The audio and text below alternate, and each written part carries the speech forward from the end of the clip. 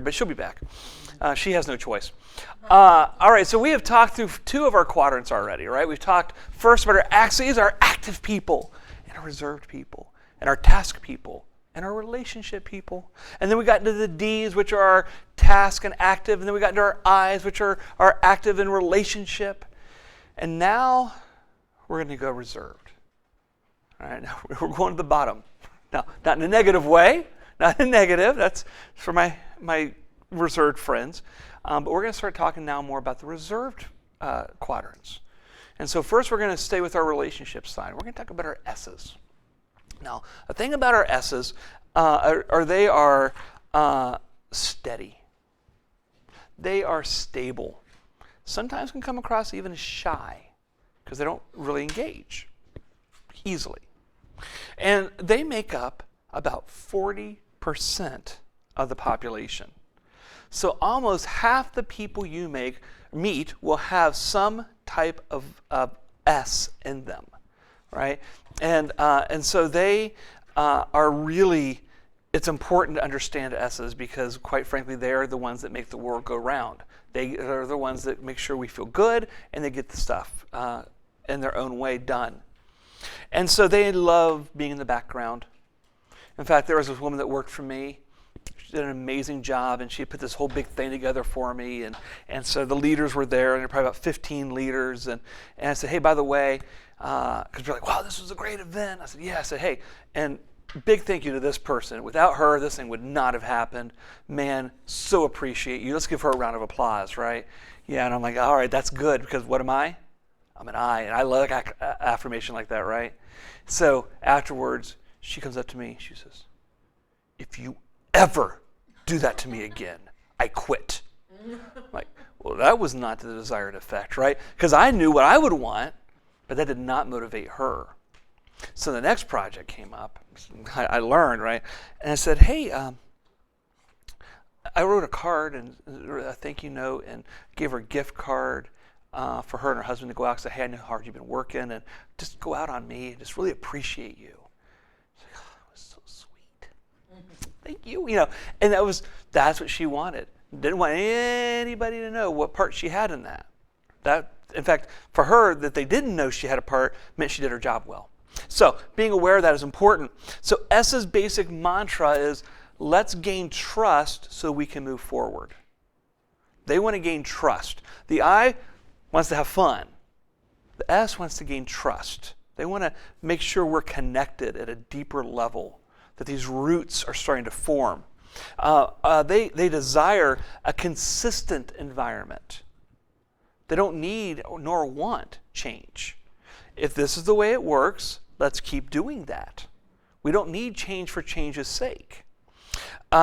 They desire deeper relationships.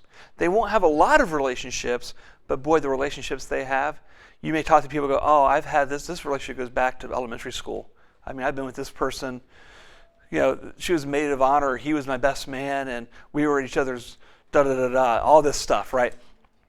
Because they love those deeper relationships, and there's a security in a position. This is my position description. This is what I do, whether it be at work or at home, and this is how I do it. And if we're all good, then life is happy. We don't need to change that. And they like specialization. They want to focus on their stuff. So, because again, change isn't great, right? So it's like, hey, you've been doing such a great job here, and you hear this at work. We want to expand your abilities here because we see great things for you. So we want you to move over here where you don't know anything. And you're going to learn it, but that's going to help you. And then maybe you'll move into management and leadership. And this is going, I'm sorry, did you not know me? Right? Because that's not what they're looking for, oftentimes. But they also want to feel needed. So if you say, I really need you in this position, okay, I'll do it. And then they have a group mentality. What's best for the group is good for them. Now, that may not be what they want to do, but that's what's best for the group. And so you have a group of people say, hey, we're all going to go out to lunch. Where do you want to go? Well, where do you want to go? Well, it doesn't really matter. Well, it does. I really want to know what you want first. All right, I was thinking Taco Bueno. Yeah, that's what I was thinking. That sounds great. It's like, they may not like Taco Bueno, but doggone it, they didn't rock that boat, did they? Eric's like, I've eaten so many places I don't like. And so a good word for them, though, is stabilizer. They are about stabilizing the environment. And so they want to help it get all where it's supposed to be. So stabilizers keep the world understanding each other. However, the stabilizer needs to be understood too. They don't always find that as the most important, because if they stay back and just hear what you're doing and kind of go there, then that helps them feel complete. But it's also important for them to be understood. Now, our happy faces look very different this time. So you'll see that you have two sets. You have a frowny face and another frowny face. And you have a happy face and another happy face. And what this is saying is the way an S perceives success is if you're in a bad place, they're in a bad place with you. Let's just get in there and talk about it. I'm with you. I can't believe that person wounded you. I can't believe that happened to you, or whatever it might be. But if you're in a happy place, I know, isn't that great? I'm so happy with you. Right? Now, they may be in a sad place, but they're not going to reflect that. They do what's called mirroring oftentimes. They will mirror the other person. And now, many times, so people love them, right? Because it's like, wow, no matter what I say, they're with me. This is so cool. But what you may not always get is where they are. And they oftentimes will turn a question back. There's a family member that I love dearly, and we'll talk, and he has a lot of S in him, and so he'll call and say, hey, how you doing? Oh, man, doing great. And he's like, well, how's this? How's family greenhouse? Oh, this is great. That's great. And I say, how you doing? Oh, I'm fine. Hey, well, what about this? And he'll turn it back to me. Well, okay, I'll tell you more about me. If I'm not careful, I let him off the hook in a way, right? Because I really want to hear what's going on with him. But there have been times I've hung up, I'm like, you know what? I don't know anything that's going on with him. But that's not why he called. He wanted to cultivate that relationship with me. And for him, that meant getting with me and seeing what's going on. It's harder to share what's going on for them. And so a potential negative is that they find their completeness in another relationship. And when you find your completeness in another relationship, we actually have a clinical term for that, which is codependent. All right, you have to be careful you don't become codependent, where you need that person to complete you. You guys remember the old movie Jerry Maguire? You complete me. It's like, oh, it's like that's actually really bad. Nobody should complete you. You complete yourself, right? Or God completes you, really. But if another relationship completes you and that other person hurts you, now you're incomplete, and that's not good. Now we're interdependent, right? We can depend on each other. But we complete each other, maybe another way of saying that in a way. So what they respond to is personal support. They love to have that connection, that, where are you? How are you feeling? What's going on with you? There's a person that I work with that, has a lot of S, and so we're talking, well, hey, so how are you? What's going on with you? Hey, you're telling me about the situation. How's that going? And that's important to get them talking, to help feel that connection. They like to work at their own pace. They're going to try to get it done. Now, the key word there is try. They can sometimes get stuck, but they don't always want to ask for help, because that may take you away from what you're doing and show that they don't know it, and that could be bad, and that could hurt the relationship. You may look down on them. So really understanding how are you, and they may divert, so you have to go back to them, and so you have to be careful there. They need time to adjust to changes. If there's a change, it's coming, they're the first person you want to talk to. Let's talk about this. How are you feeling about this? Now we're going to come back and have another conversation, because they're going to keep processing it, right? And especially for our D's and I's, we're like, oh my gosh, let's get over it. No, it's really important for that S to be able to process. And they like relaxed and friendly environments, relationally. A couple verses to live by. Joshua 1:6. Be strong and courageous, because you will lead these people to inherit the land I swore to their ancestors to give to them. Be strong and courageous in the Lord. When you're not feeling that, go to God. Let Him complete that in you. Doesn't mean you have to lead the nation of Israel, but it does mean that you may be leading something. And then 2 Timothy 1:7. For the Spirit God gave us does not make us timid, but gives us power, love, and self-discipline. So great verses to live by for our S's. Help them process through it.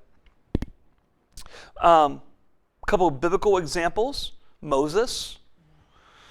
What did Moses say when God said, hey, you're going to get the Israelites out of Egypt? What was his first? Not me. I'm slow of speech, right? My brother Aaron. Yeah. Hey, he's a good guy, And God did say, hey, I get this isn't your thing. But Aaron never was the leader, right? At one point, Aaron's the one that actually tried to lead him astray, but Moses was the one that had the relationship. And then Esther, about Esther, right? She did not want to be the one that tried to save the Israelites. Mordecai said, hey, look, this is your role. God's called you to this. So she did it. She helped save her people. And so these are people that were a little bit more behind the scenes, didn't want to be the leader, but, and actually another one we don't always think of was Saul. And maybe remember, King Saul, before he became king, kind of lost it after a while, but what did he do when he first was anointed by Samuel? Anybody remember? He hid. He ran away. He's like, I don't want this. Right? And he was like the tall and good-looking guy. He was what they expected in a king. And he was like, I can't do this. Kind of an S. So in summary, they're a little bit lower key is the good stuff. They're consistent and they desire these deeper relationships.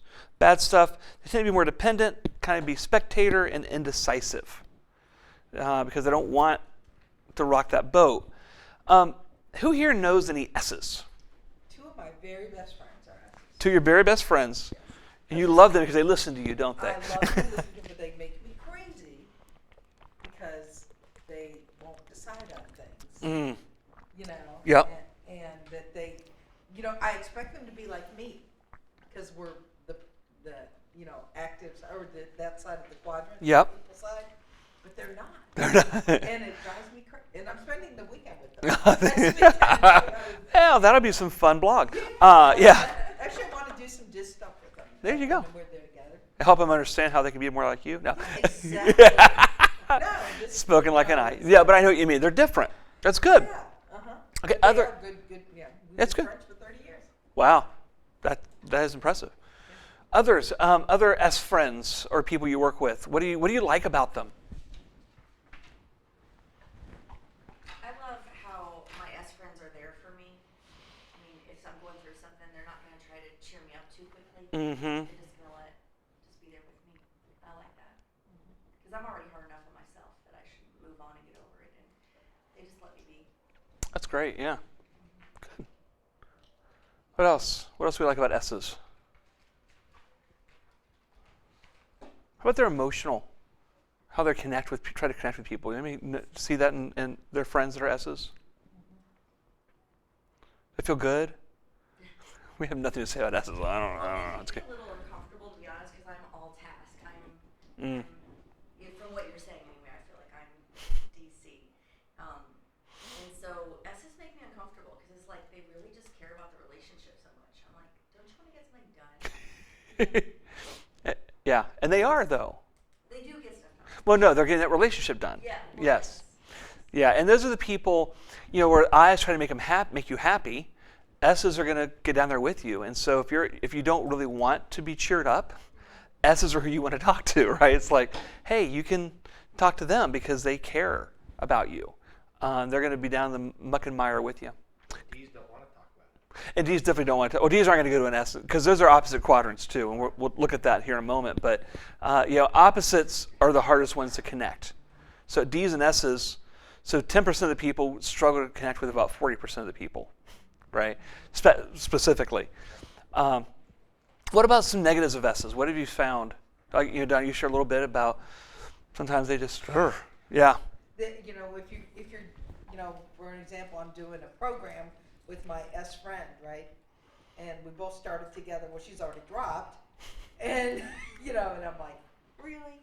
Yeah. And I'm like, I'm all gung ho because it's relationship oriented. Yeah. I've met people there and new people, and she's like, Yeah, I gotta move on. Yeah. I'm like, that makes me crazy. New people though, yeah. Yeah, there's new people. Okay, what else? What else? Some S's that can be frustrating.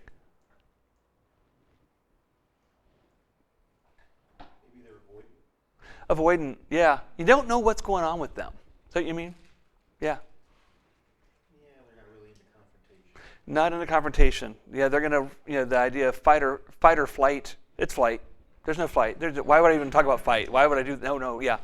And so you don't always. It's hard to connect, right? Because they don't want to always engage. Now, It's frustrating not to know what they really want. you know there's something there. Yeah. Yeah.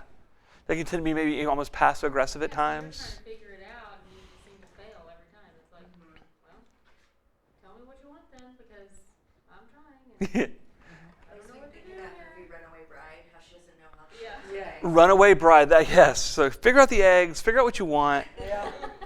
figure out who you It's all about Runaway Bride, which is kind of like a sequel to Pretty Woman. camouflage thing. It is. And so understanding who I am and being able to be comfortable in my own skin is important. And helping an S through that is really important. And so again, a lot of people, 40%, this is an area they're going to be in.